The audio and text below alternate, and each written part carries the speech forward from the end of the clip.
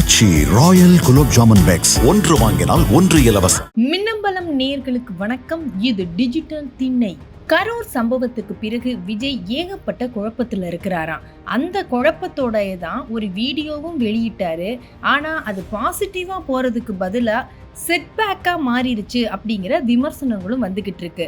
அதனால என்ன செய்யறது அடுத்து அப்படின்னு தெரியாம தலையை பிச்சுக்கிறாராம் விஜய். சரி, இப்போ எங்க இருக்கிறாரு, என்ன பண்றாரு அப்படின்னு அவருக்கு நெருக்கமானவர்களிடம் நாம் பேசினோம். பனையூர் வீட்டுல இருந்து சில நாட்களுக்கு முன்னர் பட்டினப்பாக்கம் வந்தாருங்க. அப்பதான் அந்த வீடியோவை வெளியிட்டாரு. அப்போதிலிருந்தே பட்டினப்பாக்கத்தில் தான் விஜய் இருக்கிறார் என்று தகவலை கூறுகிறார்கள். அங்க இருந்துகிட்டே தமக்கு நெருக்கமான நண்பர்களிடம் எல்லாம் போன்ல நேரடியா பேசுறாராம். இதுவரைக்கும் அந்த மாதிரி பேச மாட்டாரு, ஆனா இப்போ நேரடியா பேச ஆரம்பிச்சிருக்காராம். அப்படி பேசும்போது அவங்கள சில பேரு வீடியோ ரிலீஸ் செஞ்சத ஒரு வகையில செட்பேக் அப்படின்னு தான் நமக்கு தோணுது. கரூர் சம்பவத்துக்கு ஏன் வருத்தம் கூட தெரிவிக்கலன்னு கேக்குறாங்க. ஏன் கரூருக்கு போகலன்னு கேள்வி வருது.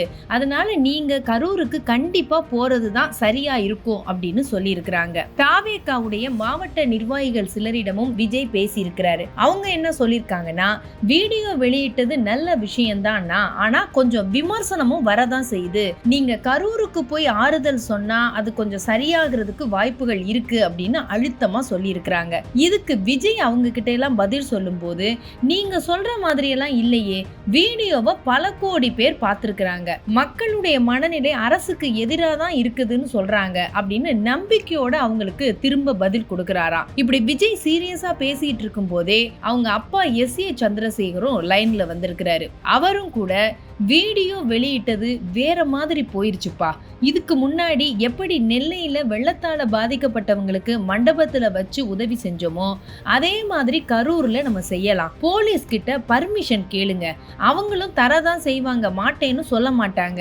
வீடியோல பேசுனது தெளிவில்லாத மாதிரியும் தோணுது தம்பி, மக்களுக்கும் புரியலன்னு சொல்றாங்க. அதனால மக்களுக்கு புரியிற மாதிரி விளக்கமா இன்னொரு வீடியோ போடு அல்லது அறிக்கை வெளியிட்டா கூட நல்லா தான் இருக்கும்.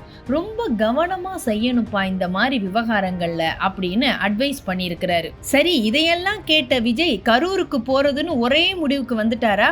அங்கதாங்க இல்லை என்கிறது தகவல்.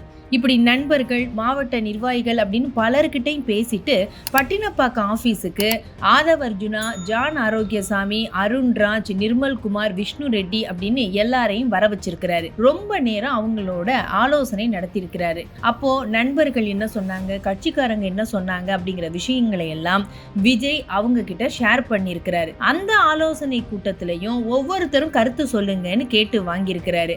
அப்படி பலரும் கருத்து சொல்லியிருக்கிறாங்க.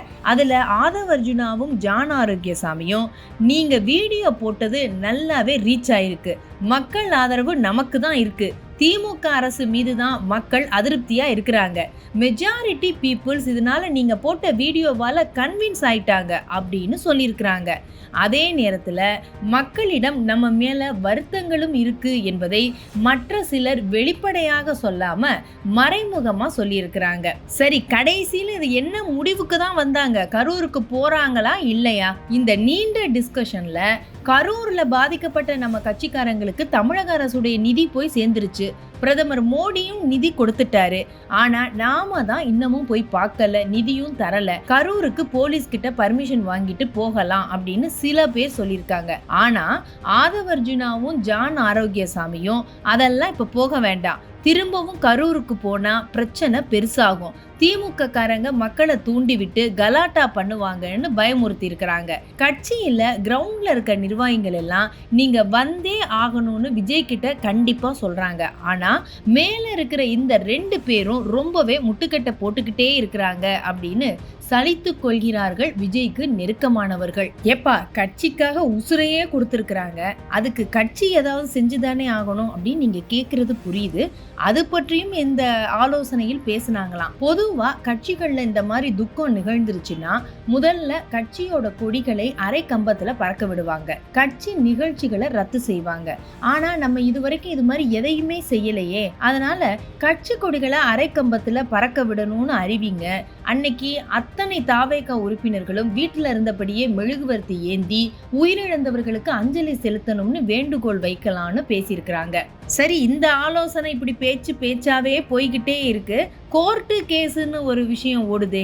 புசி ஆனந்தும் நிர்மல்குமாரும் தாக்கல் செஞ்ச முன்ஜாமீன் கேஸ் நாளைக்கு, அதாவது அக்டோபர் 3ஆம் தேதி கோர்ட்டுல விசாரணைக்கு வருது. புசி ஆனந்த், நிர்மல்குமார் தாக்கல் செய்த முன்ஜாமீன் மனு மீது நடக்கும் விசாரணையில அரசு தரப்பு ரொம்பவே கடுமையா எதிர்க்க இருக்குதான். புசியையும் நிர்மலையும் கைது செய்தே ஆகணும்னு அரசு நினைக்குது.